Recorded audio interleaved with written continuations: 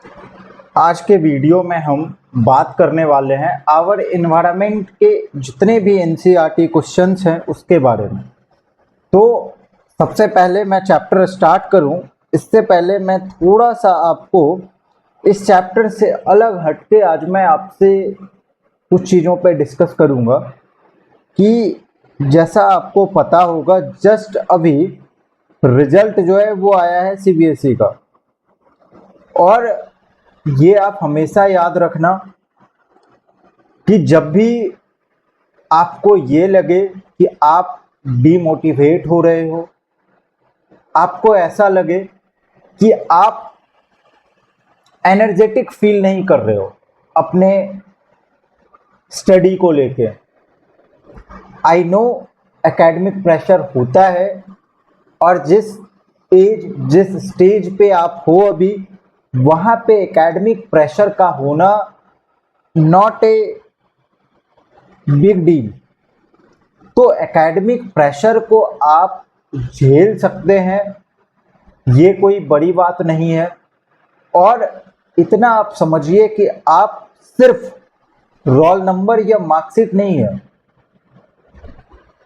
आप एक्सपेक्टेशन है अपने फैमिली के, you are the expectation of your family. और कभी भी कोशिश यही करना चाहिए, जो कंपैरिजन होता है वो अगर पॉजिटिव वे में हो रहा है, पॉजिटिव मैनर में हो रहा है, तो ये बहुत सही है।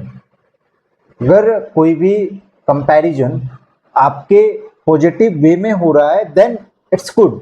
बट अगर आप कंपैरिजन या आपके पेरेंट्स कंपैरिजन आपके फ्रेंड्स से इन अदर वे और इन नेगेटिव वे में करते हैं, तो आपके ऊपर क्या प्रेशर है, I can feel, I can understand. But इसके बाद आपको ये समझना पड़ेगा कि आप अपनी रेस में हैं, आपको हर दिन अपने आप से जीतना है। क्लियर? कि आपको अपने आप से हर दिन एक नई लड़ाई, नई जंग लड़नी होती है। तो आपको खुद से लड़ना है, खुद को हराना है, खुद को जिताना है, क्योंकि आप अपने रेस में है, you are in your own race. कोई जरूरत नहीं है किसी और से कंपेयर करने की, ठीक है? तो हमेशा मोटिवेट रहो और इंटरेस्टिंग वे में आप अपनी स्टडी को कंटिन्यू करते रहो। तो स्टार्ट करते हैं इस चैप्टर को।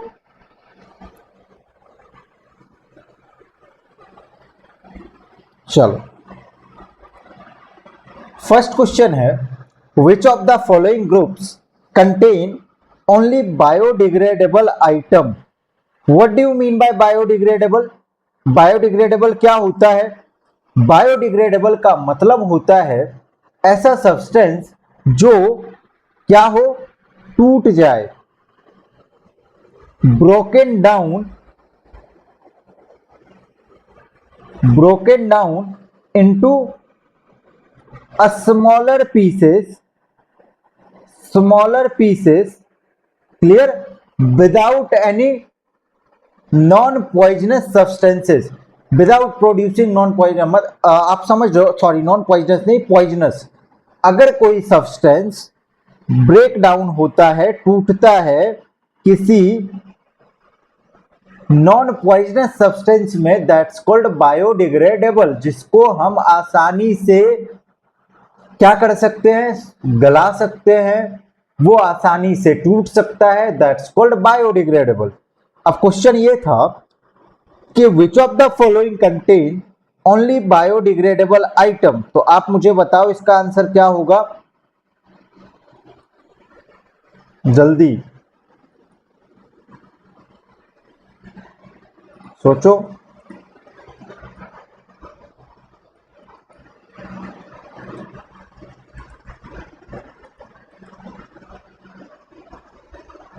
इसमें बायोडिग्रेडेबल कौन सा है?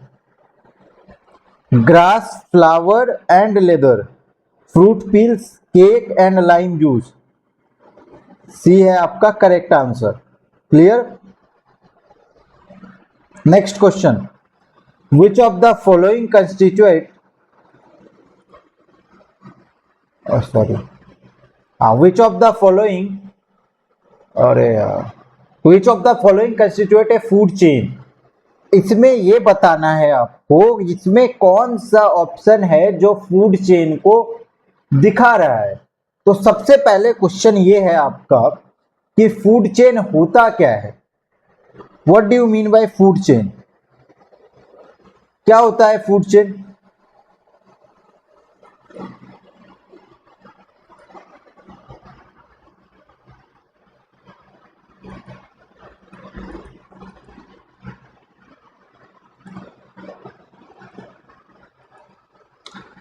फूड चेन का मतलब होता है जब कोई एक स्पेसिफिक, हम क्या कर रहे हैं, ऑर्गेनिजम्स और ग्रुप ऑफ ऑर्गेनिजम्स की बात कर रहे हैं, और उसमें हर एक ऑर्गेनिजम्स, हर एक ग्रुप ऑफ ऑर्गेनिजम्स एक दूसरे पे डिपेंड कर रहा है। क्लियर? एनर्जी के लिए डिपेंड करता है जब कोई ऑर्गेनिजम्स दूसरे ग्रुप ऑफ ऑर्गेनिजम्स पे, और इस पूरे चेन को कहते हैं हम फूड चेन। क्लियर? एनर्जी का मतलब फूड की ही बात कर रहा हूं मैं। तो यहां पे क्वेश्चन था विच of the following constitute a food chain. एक मिनट आप रुको, मैं थोड़ा, हाँ जस्ट एनवायरमेंट, इसमें आपका हो जाएगा ग्रास, गोट एंड ह्यूमन। तो आंसर आपका कौन सा सही है? B. Next question, which of the following are environment friendly practices.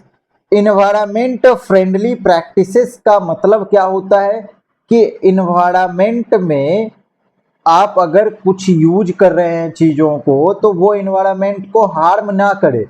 तो इन चारों ऑप्शन में कौन सा ऑप्शन सही है? Carrying cloth bags to put purchase in while shopping. अगर आप अपने घर से अपना कपड़े का थैला ले जाते हैं, is it good for environment और not? Yes, it is good for environment. तो ये ऑप्शन भी आपका सही है। दूसरा, switching off unnecessary lights and fans. अगर हम रूम में या हॉल में कहीं बैठे हुए नहीं है, कोई वहां पे नहीं है, तो अगर हम अपने लाइट्स और फैंस को ऑफ करते हैं, इज इट गुड और नॉट गुड? गुड। तो ये भी ऑप्शन सही है। Next, walking to school instead of getting your mother to drop you on her scooter. अगर आपके स्कूल से आपके घर की दूरी बहुत ज्यादा नहीं है, तो क्या आप अगर पैदल जा रहे हैं तो ये सही है या गलत है? सही है। तो एनवायरमेंट के लिए तीनों जो ऑप्शन है वो सही है, एनवायरमेंट फ्रेंडली है। देन करेक्ट ऑप्शन हो जाएगा आपका डी। क्लियर? चलो नेक्स्ट पॉइंट पे चलते हैं। What will happen if we kill all the organism in one trophic level. Trophic level क्या होता है ये आपको बताने की जरूरत नहीं है। All of you know very well what is tropic level. तो ट्रॉपिक लेवल का मतलब, फिर भी मैं एक ब्रीफ एक्सप्लेनेशन करता हूं ट्रॉपिक लेवल को। ट्रॉपिक लेवल का मतलब होता है कि हर वो स्टेज, हर वो ग्रुप ऑफ ऑर्गेनिजम्स का स्टेज जहां पे फूड चेन जो है वो बनता है, एनर्जी जो है वो डिवाइड होता रहता है कि कितना एनर्जी जाएगा। जैसे प्रोड्यूसर होगा, फिर होगा primary consumer, then secondary consumer, then tertiary consumer. तो इस तरीके से आपका बनता है ये पूरा का पूरा ट्रॉपिक लेवल। क्लियर? तो ट्रॉपिक लेवल की अगर बात की जाए तो ये क्वेश्चन ये है कि अगर हम ट्रॉपिक लेवल के सारे ऑर्गेनिजम्स को, एक ट्रॉपिक लेवल के सारे ऑर्गेनिजम्स को किल कर दें तो क्या होगा? देखो बच्चों, इसमें होगा कुछ नहीं, इसमें होगा ये कि जो नेक्स्ट हायर ट्रॉपिक लेवल की ओर बढ़ता है एनर्जी का फ्लो, वो रुक जाएगा। मतलब अगर आपने किसी एक ग्रुप ऑफ ऑर्गेनिजम्स या एक ट्रॉपिक लेवल ऑफ ऑर्गेनिजम्स को किल करा तो यहां से एनर्जी जो है वो जाना बंद हो जाएगा दूसरे ट्रॉपिक लेवल में। तो सबसे पहली चीज तो ये, और दूसरा, दूसरे ट्रॉपिक लेवल के जो ऑर्गेनिजम्स है उनका ओवर पॉपुलेशन हो जाएगा, मतलब क्राउड बढ़ जाएगा वहां दूसरे ट्रॉपिक लेवल का, और ये डिस्टर्ब करेंगे फूड चेन को। क्लियर है पॉइंट? सबसे पहली चीज कि जैसे ही आपने एक ट्रॉपिक लेवल के ऑर्गेनिजम्स को किल करा, वो ट्रॉपिक लेवल का ऑर्गेनिजम्स जो है वो क्या होगा, एनर्जी ट्रांसफर नहीं होगा दूसरे ट्रॉपिक लेवल में। दूसरी चीज, एनर्जी जैसे ही ट्रांसफर नहीं होगी, पॉपुलेशन जो है दूसरे ट्रॉपिक लेवल का बढ़ जाएगा। तीसरा, पॉपुलेशन अगर बढ़ेगा तो ये पूरे फूड चेन को इम्बैलेंस करेगा, पूरे इकोसिस्टम को कोलैप्स कर देगा। कोलैप्स का मतलब होता है खत्म कर देगा ये। क्लियर? आप इसका स्क्रीनशॉट ले सकते हो। आंसर इस तरीके से आपको लिखना है, मैंने आपको प्रॉपर आंसर समझा दिया है। और इसमें जो मैंने रेड से ये करा है, आप इसको कम से कम अंडरलाइन कर लेना, तो ये आपको जो इस आंसर का मेन की पॉइंट है ये आपको पता चलेगा। क्लियर? चलो नेक्स्ट चीज, will the impact of removing all the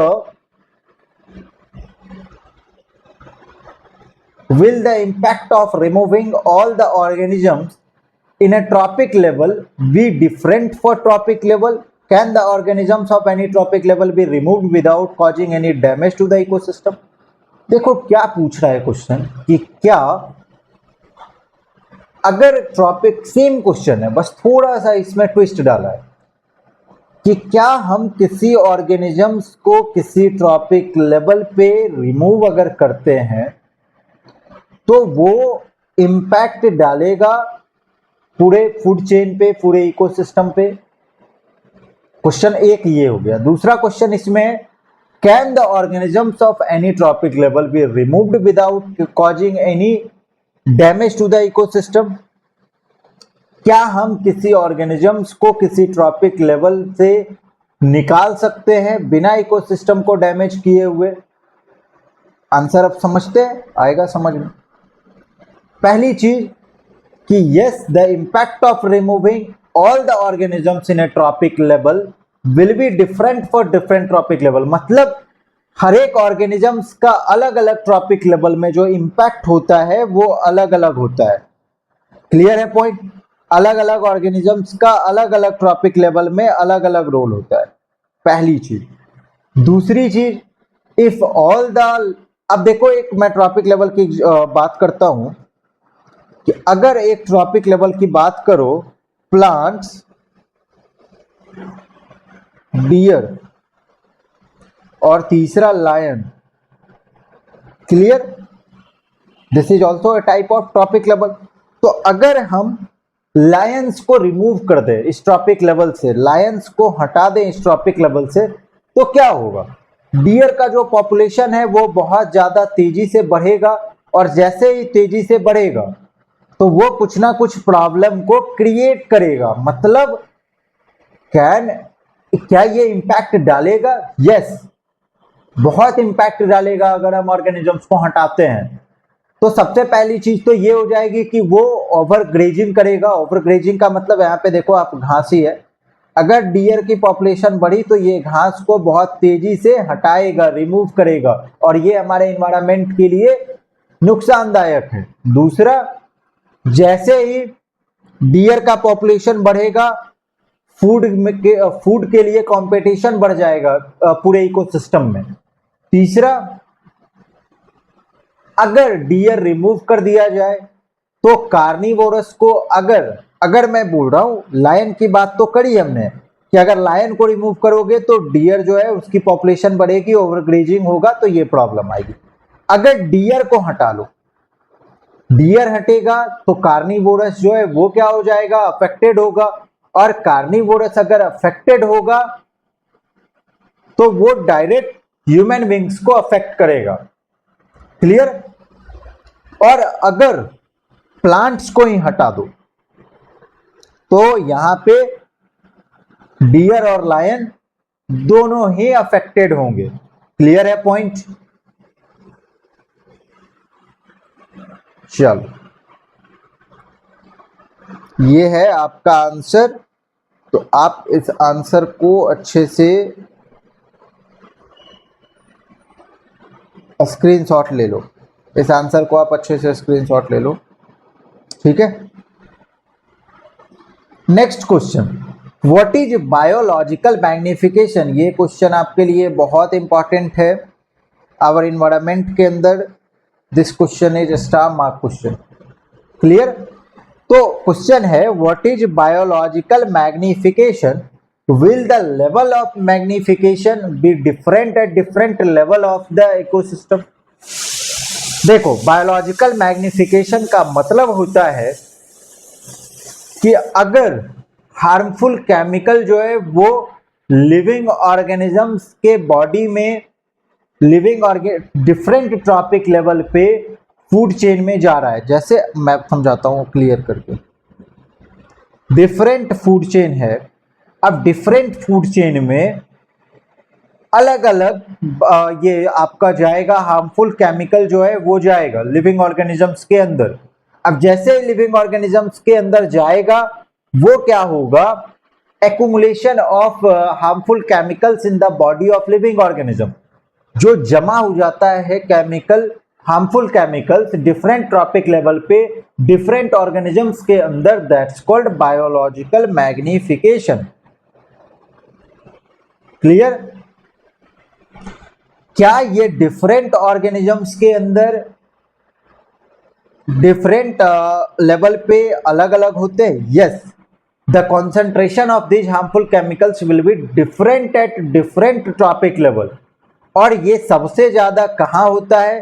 last trophic level, which is mostly of the top carnivorous. मतलब टॉप कार्निवोरस में accumulation of harmful chemicals will be higher than herbivorous, secondary herbivorous, जो और भी नीचे के carnivorous हैं उनके अंदर। जो टॉप कार्निवोरस है उसमें क्या होगा, ज्यादा होगा वहां पे एक्यूमुलेट। क्लियर है पॉइंट। चलो, ये आपका आंसर है। आपको इसी वे में आंसर राइटिंग करनी है, ठीक है। Next, what are the problems caused by the non-biodegradable waste that we generate? हम जो नॉन बायोडिग्रेडेबल वेस्ट प्रोड्यूस कर रहे हैं उससे हमें क्या क्या प्रॉब्लम्स हो सकती है या होती है। तो नॉन बायोडिग्रेडेबल का मतलब होता है ऐसे वेस्ट मटेरियल जो आसानी से ना तो वो डिकम्पोज होता हो, ना तो वो गलता हो, ना सड़ता हो। क्लियर है पॉइंट। तो नॉन बायोडिग्रेडेबल जो है वो लॉन्गर टाइम के लिए अपने एनवायरमेंट में ही प्रेजेंट होता है। जैसे अगर आप किसी पॉलीथीन को मिट्टी में डाल दो और आफ्टर 10 ईयर्स भी जाओगे तो वो पॉलीथीन एज इट इज आपको उसी जगह पे मिलेगा। क्लियर है point. Next, non biodegradable waste just like fertiliser, pesticides, weedicides, ये सब अपने सॉइल के केमिस्ट्री को, सॉइल के फर्टिलिटी को चेंज कर देते हैं। तो इससे क्या होगा, क्रॉप की जो यील्ड है, क्रॉप की जो क्षमता है, जो पैदावार है वो कम हो जाएगी। क्लियर। तो इस तरीके का प्रॉब्लम हम फेस कर सकते हैं। हाँ भाई रोहन, तुम एज इट इज आंसर लिखना, क्योंकि आंसर जो है वो सीबीएसई हो या आरबीएसई हो, दोनों ही बोर्ड्स में आंसर राइटिंग का नंबर मिलता है। तो ये बात आप अपने दिमाग में डाल लो। और हर स्टूडेंट्स को बोल रहा हूं कि आपके पास आंसर पड़ा हुआ है तो प्लीज आप कोशिश करना एज इट इज लिखने का, स्पेलिंग मिस्टेक ना हो तो ज्यादा बेहतर है। साइंस है, इसका मतलब ये नहीं है आप स्पेलिंग मिस्टेक करो तो कोई ध्यान नहीं देगा, बिल्कुल ध्यान देते हैं एग्जामिनर। आप छोटी छोटी अगर गलती करोगे तो ये आपके लिए नंबर कटने वाला मामला हो जाएगा। इसीलिए आप सोच समझ के आंसर एज इट इज लिखना, क्योंकि आपके पास प्रॉपर आंसर है। Next, if all the waste we generate is biodegradable will this have no impact on the environment. अगर हमारे द्वारा जो हम वेस्ट कर रहे हैं प्रोड्यूस्ड, क्या ये अगर सिर्फ बायोडिग्रेडेबल वेस्ट ही हम जनरेट करें तो क्या ये कोई इंपैक्ट नहीं डालेगा एनवायरमेंट पे, इसका कोई भी गलत इंपैक्ट नहीं जाएगा? देखो, biodegradable waste will be recycled, ये रिसाइकल्ड किया जा सकता है और रिसाइकल होता भी है बायोडिग्रेडेबल वेस्ट। जैसे किसके द्वारा? जैसे बैक्टीरिया और फंजाई जो है इसको क्या करेंगे? रिसाइकल करेंगे। But it will have only this bad impact on our environment, that एक ही इसका बैड इंपैक्ट है, वो है कि ड्यूरिंग रिसाइकलिंग प्रोसेस ये बहुत तरह के गैसेस को रिलीज करेंगे और ये गैसेस जो है वो ग्लोबल वार्मिंग को बढ़ा सकते हैं। क्लियर? तो इम्पैक्ट है, इसको रिसाइकलिंग हम कर सकते हैं, रिसाइकल हो जाएगा। रिसाइकल होने के प्रोसेस में बहुत सारे गैस रिलीज होंगे और ये गैसेस अपना ग्लोबल वार्मिंग को प्रमोट करेगा, बढ़ाएगा।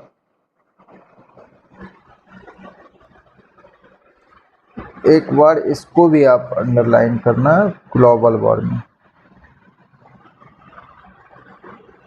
ठीक है।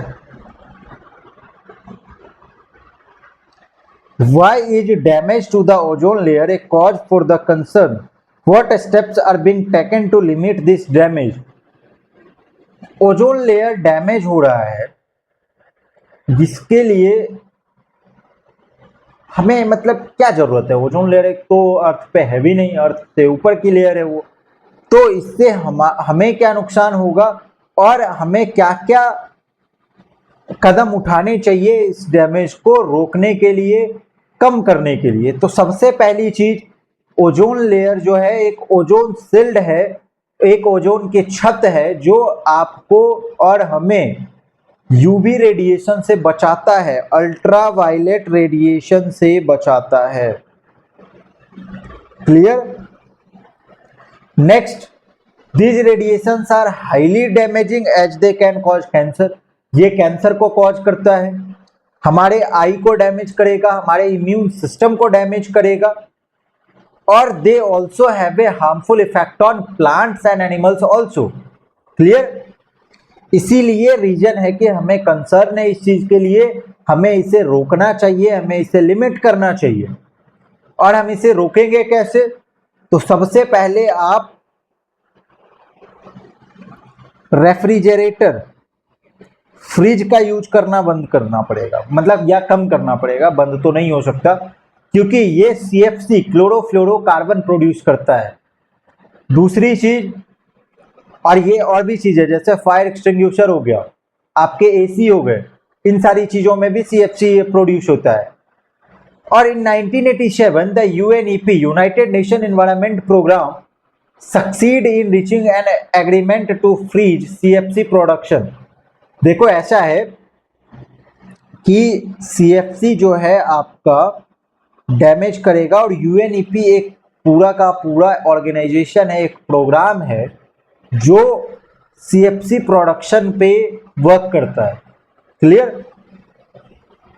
देख लो, ये आंसर है आपका।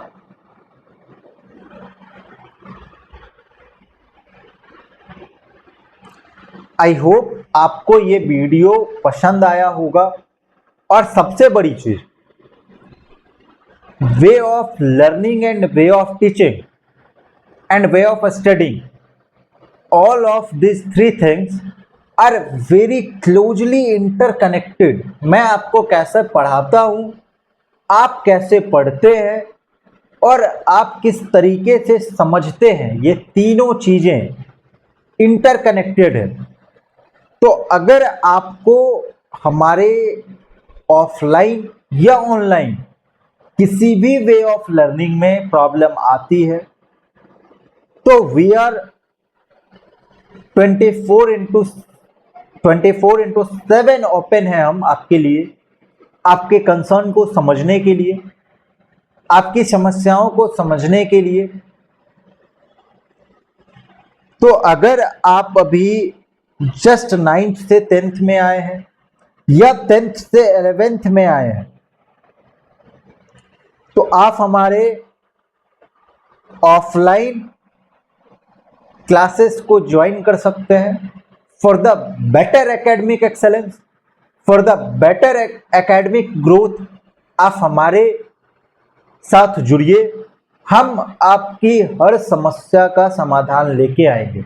आपके हर एकेडमिक, आपके लाइफ से रिलेटेड जो भी आपको एकेडमिक, आपके करियर गाइडेंस से रिलेटेड चीज़ों पे हम हमेशा बात करेंगे। तो अगर आपको ये वीडियो पसंद आया तो आप हमारे चैनल को सब्सक्राइब करके जाएं, अगर आपने अभी तक नहीं किया है तो। And I hope this video is very important and very helpful for you. तो गाइज, आप इस वीडियो को शेयर भी करके जाना कि आपके जैसे और जो भी स्टूडेंट्स हैं उनको ये वीडियो ज़्यादा हेल्प कर पाए। Thank you.